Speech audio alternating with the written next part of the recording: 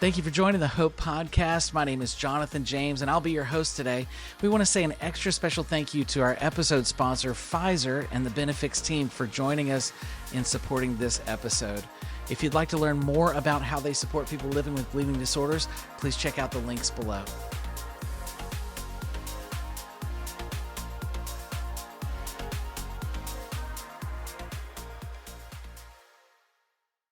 Well, welcome to the Hope Podcast. My name is Jonathan James, and it is a real pleasure to be here with you to talk about rare disease, chronic illnesses, and the challenges that face people living with bleeding disorders. Today, I've invited a great guest to join me for this live podcast recording with Charles. He's here to tell a little bit more about his story and his journey of living with Hemophilia B. Charles, it's great to see you. Thanks so much for joining us for the Hope Podcast. How you doing? I'm happy to be here. Great. Well, tell us a little bit about your name, where you're from, and a little bit about your diagnosis.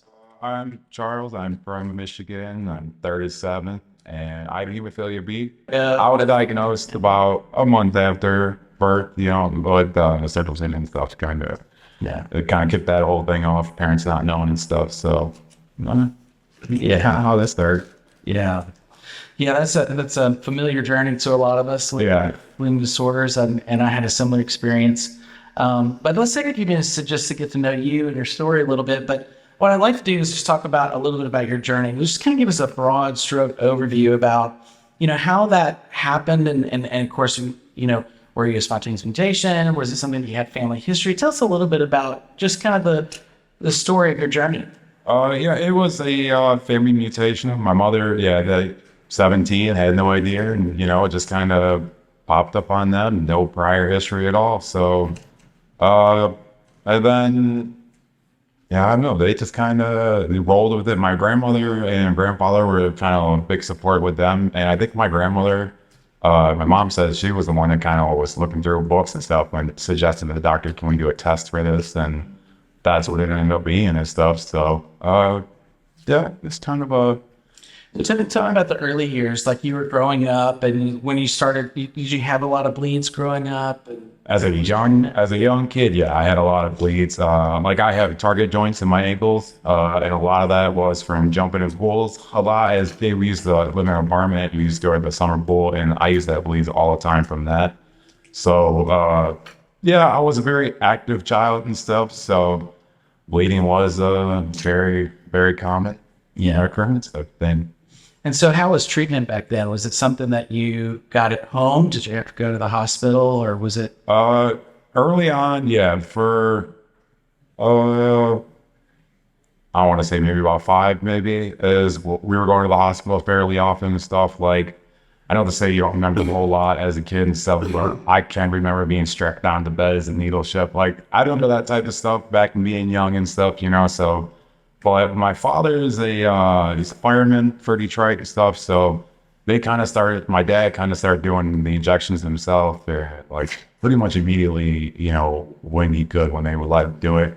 My mom also, she kind of dove right into it. I think my mom was better than my dad was, so, and then I started taking over my stuff at night, and, I went to summer camp, and, it was just, I got stung by a bee, and they were like, you gotta take medicine. And it was just one of those things where it was like, all right, it's time for me to do this at home. Yeah. Wow. I think my parents wouldn't let me at the time go out and go do the things I wanted with my cousins.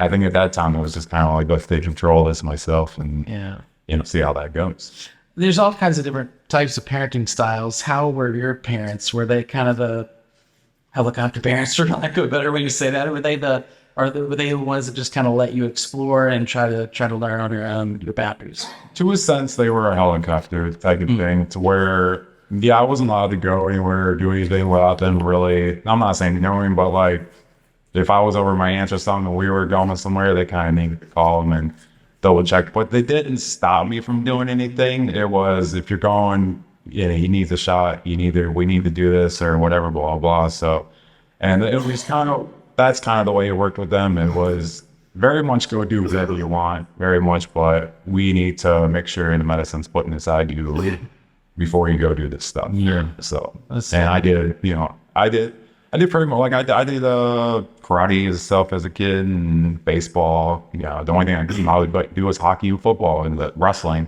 like 3 of the things I wanted to do. Yeah. But I'm very happy that they chose the way that they did things, honestly. I don't think my life would have turned out without them pushing a lot of that early on, in my life. That's so good. And so you were really active as a kid. I mean, even playing those sports, karate, even at age. Yeah, it was early time. Yeah, I remember the doctor. I remember like early on, I wanted to start rollerblading, and the doctor was like, "Nope, that's not happening. That's not happening." And I remember my dad just going out and buying rollerblades, medicine, and just, "You're doing this." And when they started yelling at him about it, I'm not going to make my son a bubble boy kid, basically is what he said. I'm not put him in a padded room, and he's got to be normal, and and which is kind of how I live my life. Like, I almost act like I don't have hemophilia in the sense, like it's pretty much has come like this not a non-factor to me in the sense, especially since I started protein like within the past couple of years. I kind of took control of that myself, and so yeah, it kind of. That's so good. And so let's talk about your treatment plan a little bit. I think you've been on benefits, and that's been something that you've used. How long have you been on benefits? I've been on benefits since the FDA trials. Oh, wow. Yeah, I did all the trials for it. I was like 1 of 50 in the U.S. to actually do it and stuff. So I've been on it for quite some time. My parents were the pro-feed people. I pro-feed all the way up until middle school is when they kind of told me to take care of that yourself, because I was out of gym class every day in elementary school. So I got to middle school and it was like, you do it how you do it. And so from like middle school on, I kind of did on-demand bleeding, treatment. Probably not the smartest thing to do, but I mean, we're all young and dumb at that point in time. So, and I started working in Amazon, which is like a very physical job is what I do. So I kind of just decided to start taking the prophy stuff myself, to kind of taking control of that aspect of my life. Taking ownership of it. Yeah. And it really has worked out very well for me. I'm not going to say the bleeds are down, but mostly because I'm much more active. Like, bleeds are down to the sense I just have more aches and pains from everyday stuff, but I do live a very active life, even more active than what, I used to. It's just, I work at a very physical job. I'm one of those people that's like, let's go do this, let's go do that. And so. Would you say that you're more active now even than you were even in high school? Definitely. Yeah. Because I was not like, even in high school, I was not like, let's go walk for 3 miles or let's go, I went to New York at the beginning of this month, and it was like, last month. And, I was like, let's go walk around the whole city. And my girlfriend was like, can we just take the subway? And I'm like, no, let's go walk, so I'm much more active now. Let's talk about high school a little bit, because I think that that's such an important time for everyone. I mean, it's a very difficult time. I know we talk about a lot about how, I think teenagers, it's natural for there to be a place where you try to rebel against what your parents want you to do. Right. You rebel against a lot of things in those years. But tell me, did you go through a season where you just you just rejected hemophilia and you didn't really want to have the disorder, or was it something you just always embraced? I'll say embrace, for lack of a better term, I guess. I think mostly I embraced it all. It was just kind of more or less accepted, I guess. I just accepted that this was that because of your parents' mindset? Probably. I mean, probably. It was probably my dad kind of pounded in my head that, it is what it is. You have this and you need to move on. And I think I held myself, that's why I say, like, part of it is I accepted it, and then part of it wasn't, because I really wanted to do football.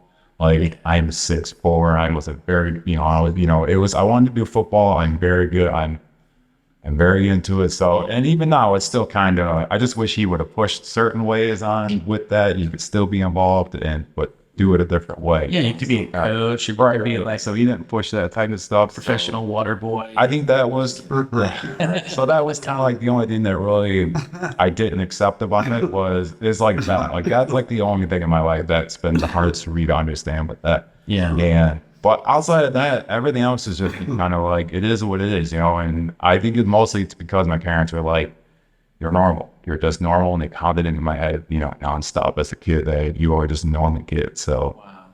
Do you think that helped you take ownership when you started to move into adulthood, where it's just like, you didn't have that period of time where you were roasting so much. So you're like, okay, it is what it is. And that, do you think that lend itself to you staying on your pro-feed regimen? Yeah, I mean, I think it really did out in like when I was younger, mostly too, because, like I said, I started doing the treatments when I was 9 on my own. And Wow. it was kind of just like, I think that is where it really started. And I've always just kind of been even my doctors now, like I go see them once a year. I barely see them. They know they don't need to call me. I don't need to tell them when I have stuff. I'm taking that call, because they know I'm very self-sufficient on the whole taking care of myself. They barely bug me about insurance problems and stuff. And Yeah. because it's very much as important to take control of yourself. No one else is going to do it for you, really. In a sense, it's you. You need to do it.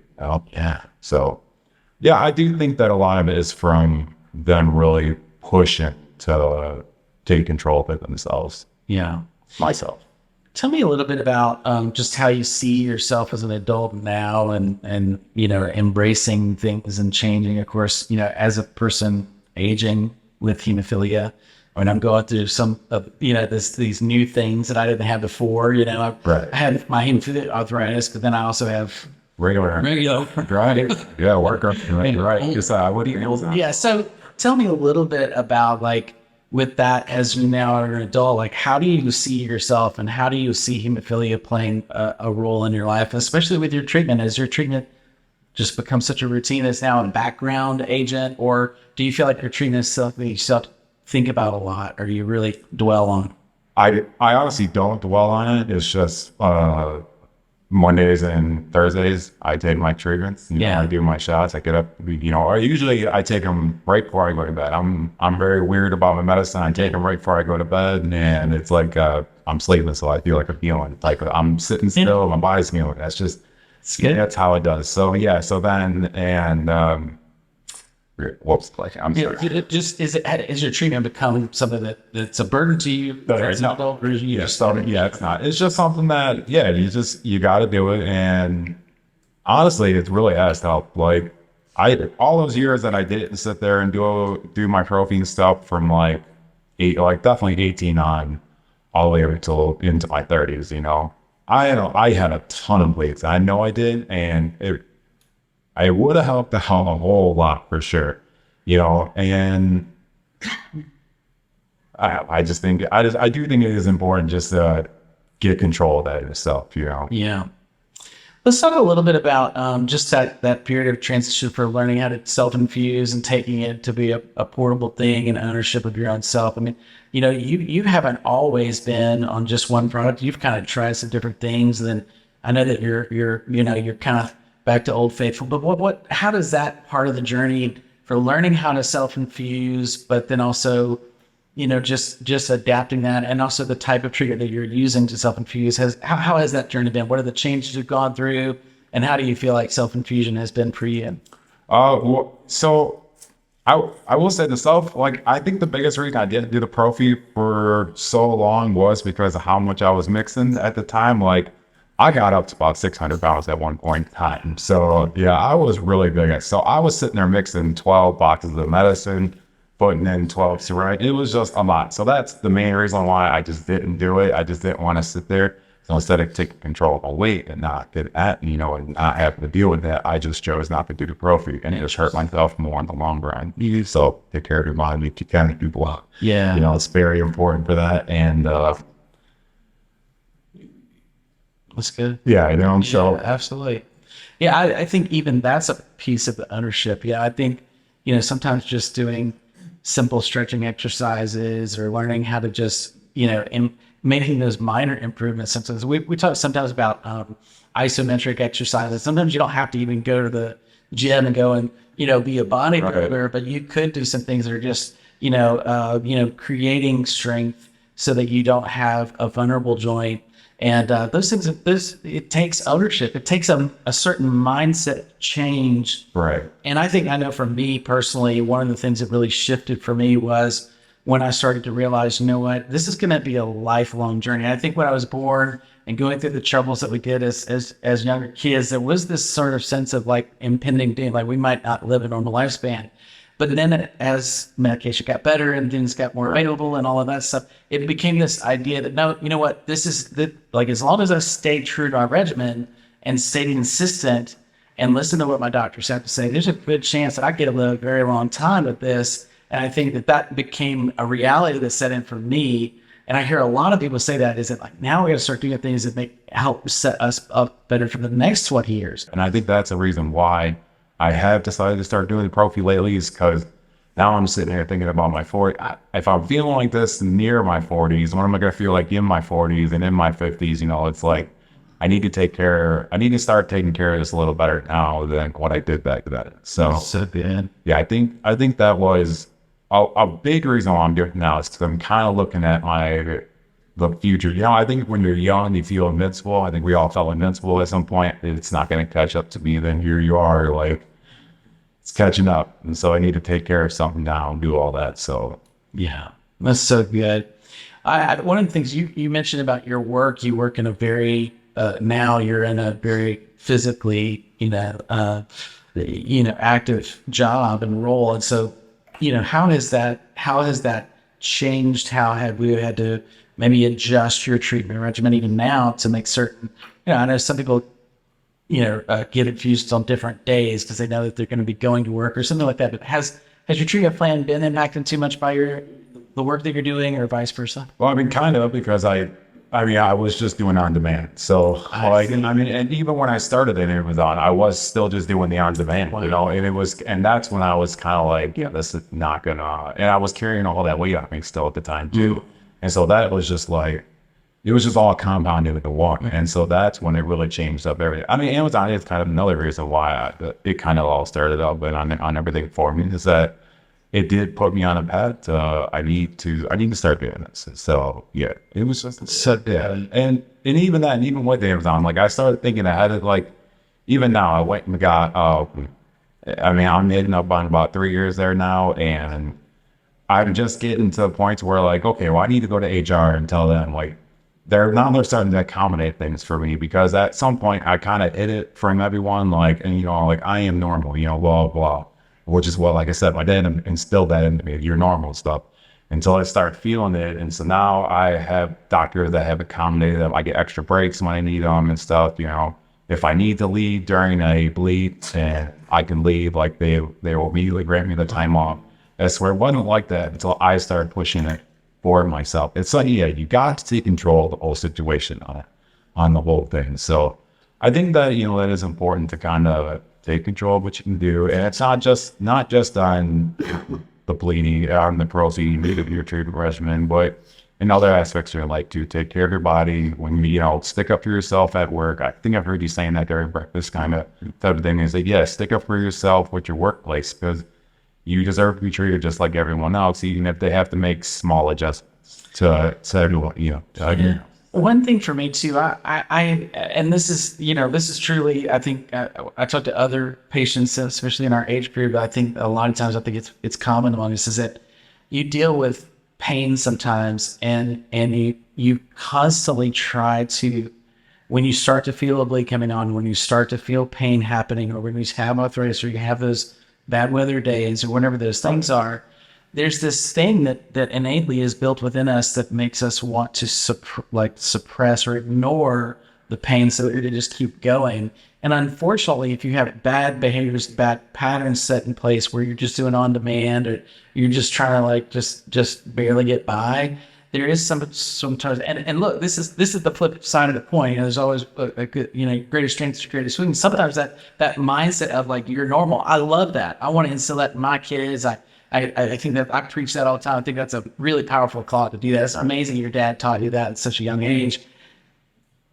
And the downside to that is sometimes you don't accommodate yourself. Sometimes you push just to get through the pain, just to get through the day-to-day. And instead of infusing more, talking to your doctor, taking ownership of it, getting an understanding of what maybe you need to adjust, getting a PK study, whatever those things are that you need to evaluate, or maybe going to your school or your employer and advocating for an extra break time or longer transition times between classes or something like that. Right. Those things actually get, kind of put to the wayside. And it's, I think psychologically, I think there's a premise for this in psychology, where you suppress pain just to survive. It's human nature to be that way, but we have to do that so often. And sometimes we suppress our need for accommodations too. And I have found for me personally, it's been very difficult going from having a parent who advocated for me to me having to speak up for myself,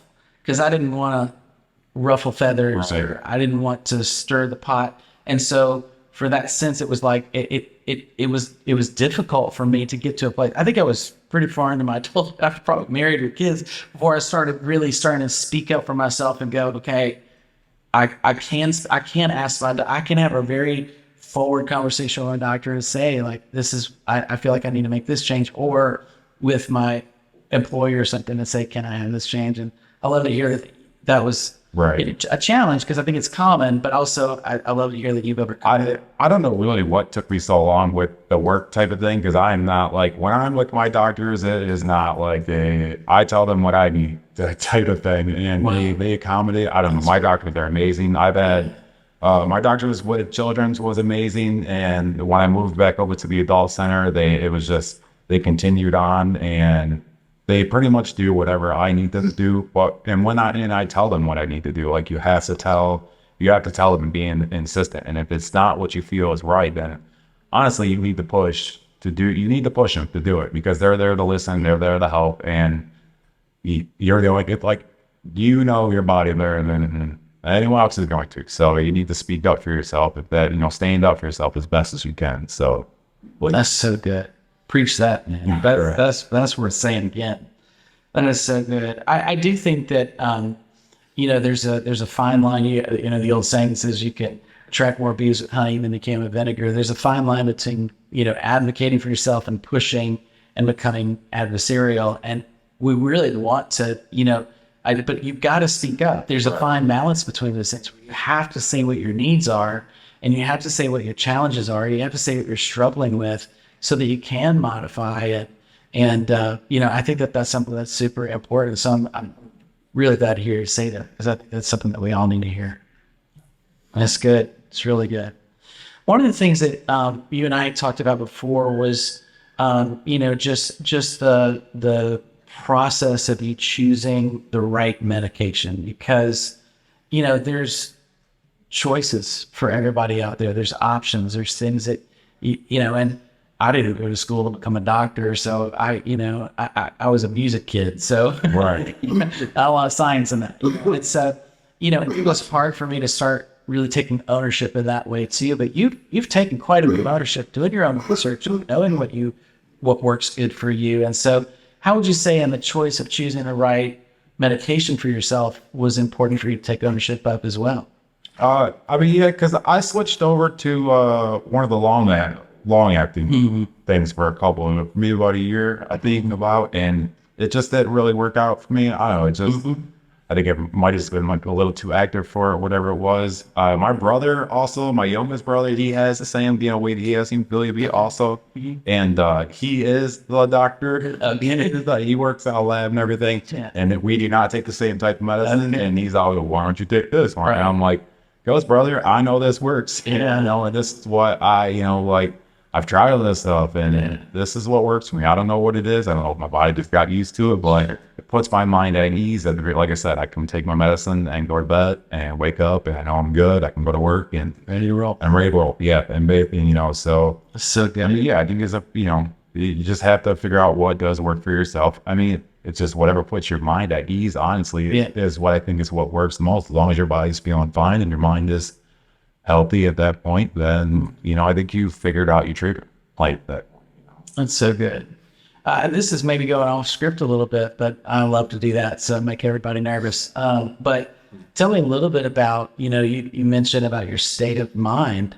That plays a huge role in you being able to stay consistent, and you being able to stay positive about even your treatment plan working. Like you can go to sleep and you're at ease because it is going to work. You might be uncomfortable at the moment, but when you apply that treatment plan, it's going to work. How has having a positive mindset affected your ability to improve your health outcomes over time? Well, it's improved my relationship with, I'll say, people in general. Like this about 3 years ago would not, me sitting here and talking in front of people would not have been a thing at all. Like, And I think part of it was, and I didn't realize this until the past couple of years, that I think I was just hurting so much. I think I was taking a lot of things out of me, and not to the sense of like, I don't know. I was a little barky at people at times and stuff. And I just don't think I understand. I don't think I understood how much I was not in a good frame of mind at that point in time, until I actually started taking control of everything in my life. And I stopped making excuses for myself. And, once I lost the weight, started doing the prophy, I was working more and working at an active job that I felt was doing something better. I know at some point in time, I need to move out of this physical job. The body's not going to last, especially with all the bleeds. So I'm going to have to move out. But right now this is where I need to be for my weight and everything, for what I'm trying to do for myself, to keep my mind, to keep everything, happy at this point. That's so good. Yes. So good.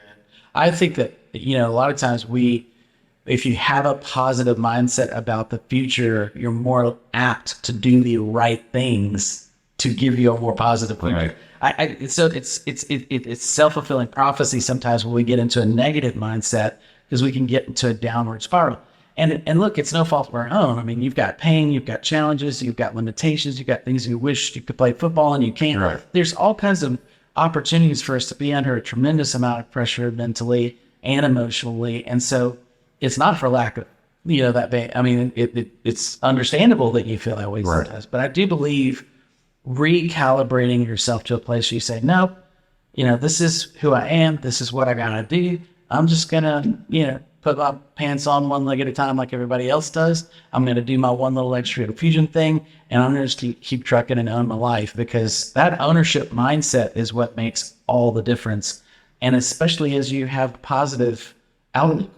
Especially once you become an adult. I mean, as a kid and as a teenager and stuff, you don't have adult problems. You get out to the age. So if you can manage this part of your life, if you can get a good grip of it early on and start managing it early, it's only going to make the rest of your adult life a little easier. Might help your bills a little easier. And I mean, you got a lot of stress as an adult. So this is an easy way to, try to keep this as possible to make the rest of your life a little bit easier. That's so good. Yeah. And as treatment plans get better and we're continuing to learn how to even use them more regularly and all of those things, our lifespan could be, really a full lifespan, hopefully. And you've got to take care of yourself for the long haul. That's what matters. Yeah. So I just want to say, I'm proud of you. I'm proud to know you. You're doing a great job at owning it yourself and walking through that.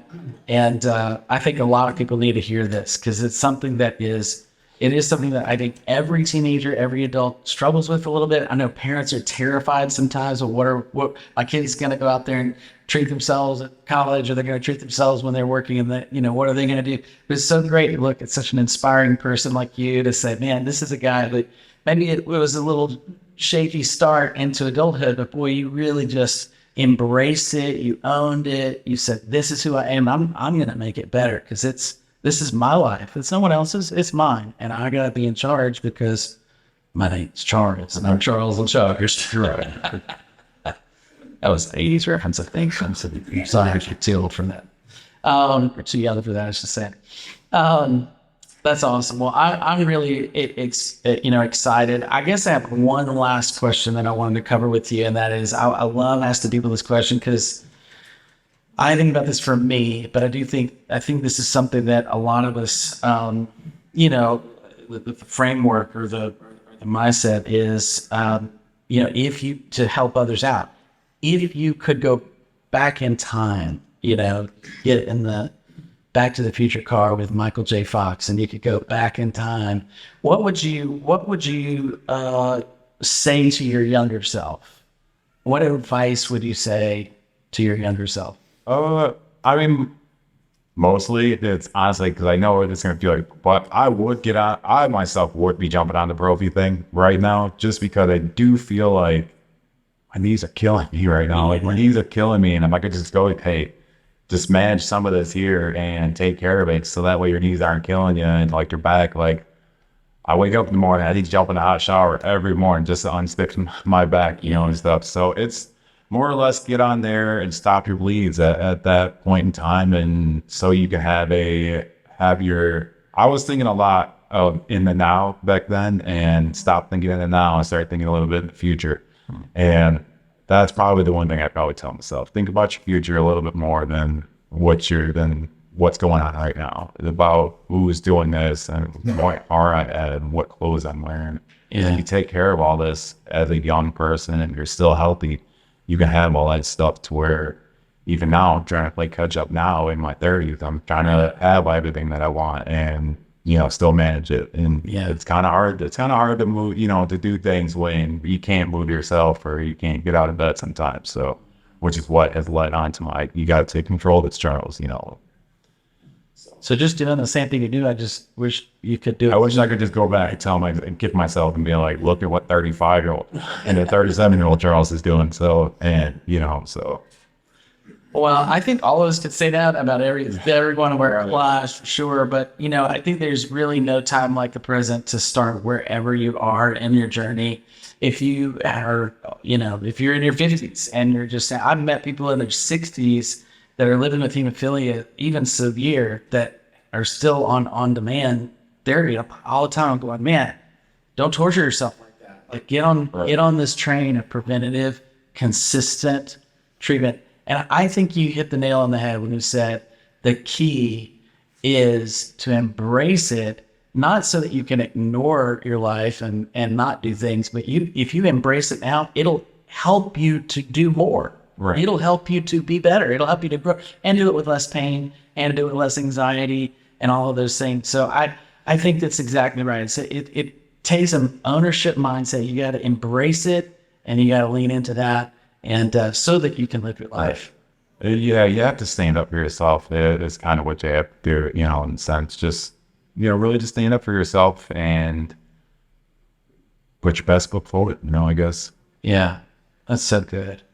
Well, thank you so much for joining us for the podcast today. This has been such a joy and a pleasure to meet you and get to be able to understand more about your story.